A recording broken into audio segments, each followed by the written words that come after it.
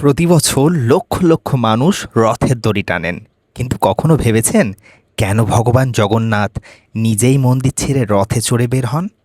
এই গল্পের শুরু ওড়িশার পুরী থেকে।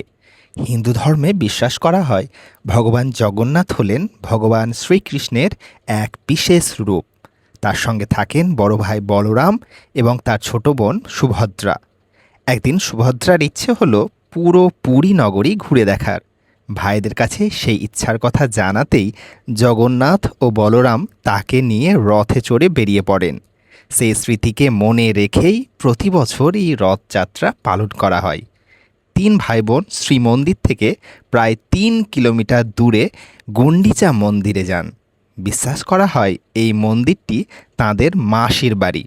সেখানে তারা কয়েকদিন অবস্থান করেন, তারপর আবার ফিরে আসেন শ্রীমন্দিরে।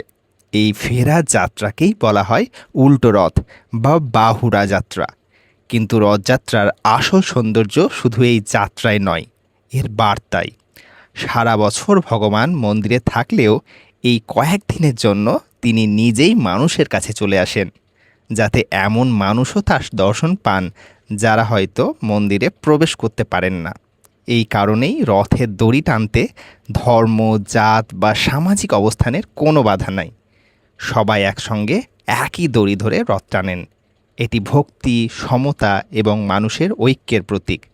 তাই রথযাত্রা শুধু একটি ধর্মীয় উৎসব নয়, এটি এমন একটি উৎসব যা মানুষকে একসঙ্গে চলতে এবং একে অপরের প্রতি শ্রদ্ধা রাখতে শেখায়।